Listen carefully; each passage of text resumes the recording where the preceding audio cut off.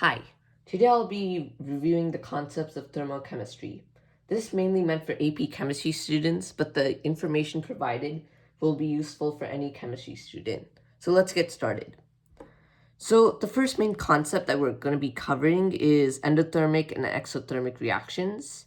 And so when the energy required to break something is greater than the energy that is free to form something, the reaction is endothermic. When the energy that's required to break something is less than the energy that is free to form is exothermic. So when energy is released into surroundings, the reaction is exothermic and the temperature of surroundings increases. When the energy is absorbed by the surroundings, the reaction is endothermic and the temperature of the surroundings decreases. When breaking attractions, the reaction would be endothermic. 6.2 basically shows the graphs and how that applies to endothermic and exothermic reactions. So an endothermic reaction has a positive slope in the graph, with the products being higher than the reactants. And endothermic reactions are energetically and thermodynamically unfavorable. Exothermic reactions have a downward slope and have a negative delta H, and they're energetically and thermodynamically favorable. So when surroundings increase, the reaction is exothermic.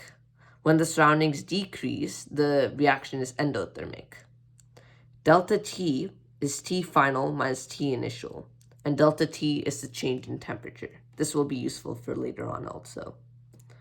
So the next topic we're going to be covering is thermal equilibrium. So higher temperatures have a higher kinetic energy that's average. Lower temperatures have a lower average kinetic energy.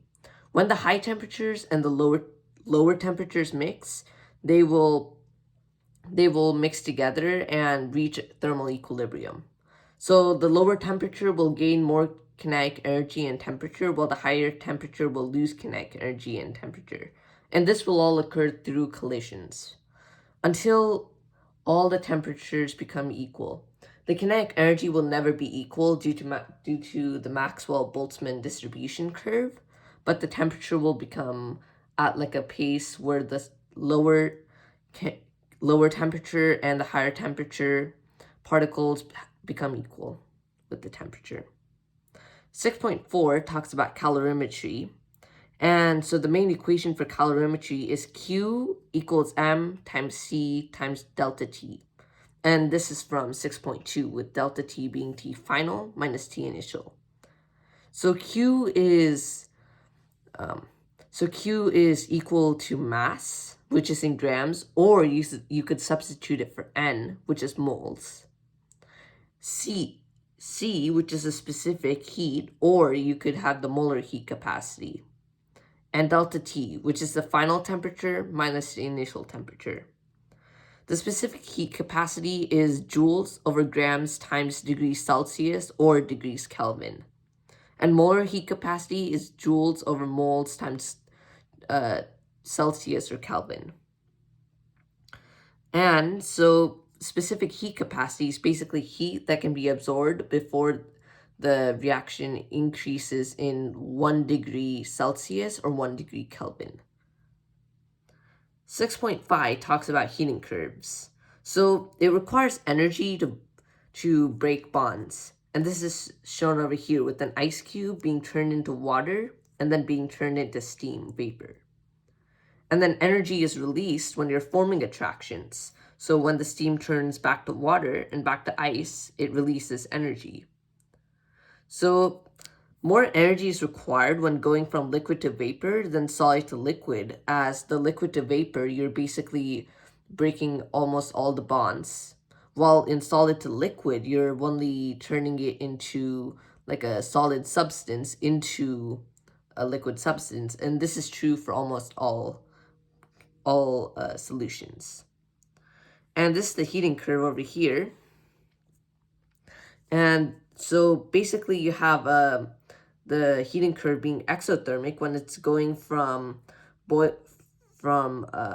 heat of vaporization to turning back into a solid.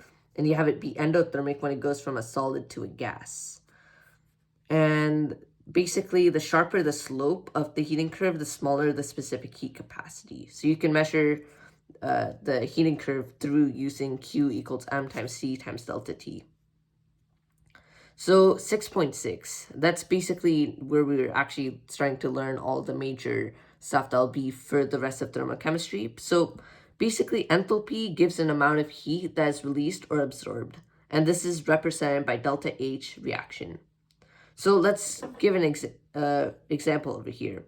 So CH4 plus 2O2 yields CO2 plus 2H2O. And delta H, the enthalpy, is negative 890.1 kilojoules per mole.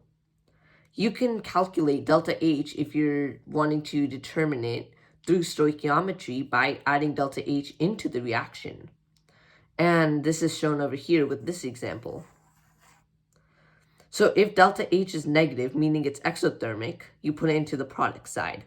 If delta H is positive, which is endothermic, you put it into the reactant side. You then use stoichiometry like you would do normally in order to determine delta H values from grams or moles, and vice versa. So 6.7. So bonds can be broken to form new bonds. And breaking bonds requires energy like breaking a pencil. And forming bonds releases energy like a sigh of relief. So the equation for this is delta H reaction equals the summation of bonds broken plus the summation of bonds formed. And you have to subtract the summation of bonds formed from the summation of bonds broken. And for this section, you need to know your Lewis structures well, and it would be very useful to review that also. So 6.8. So this talks about standard states. And standard states are basically so if a molecule, it'll be in like a specific state, such as for O2, most of the time it'll be in gas, and that's the standard state. And for carbon, the standard state is carbon as graphite, not carbon as a diamond. And so it's basically its most stable form at 1 atm and 25 degrees Celsius. You can use delta HF equals the summation of HF products minus the summation of HF reactants in order to determine this. 6.9, so basically that talks about Hess's law of heat summation. So reactions take place in multiple steps. For example, you can add two reactions up, the enthalpy of both of them, in order to get the delta H total. You can reverse, double, or divide reactions, but the delta H has to be reversed, doubled, or divided by that same factor.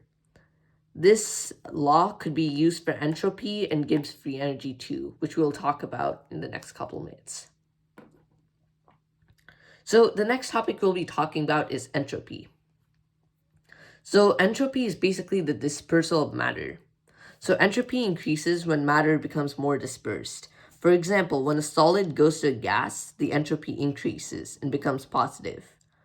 Entropy also increases with greater volume, and entropy increases when there are more products and reactants. Entropy is measured in joules divided by grams times Kelvin. And you can measure it using the equation delta S equals the summation of S products minus the summation of S reactants. So entropy is positive when solid goes to a liquid to a gas. Entropy is negative when gas goes to a liquid and to a solid. The third major thing we'll be talking about is Gibbs free energy. So Gibbs free energy determines if a reaction is thermodynamically favorable. If delta G is less than 0, the reaction is thermodynamically favored.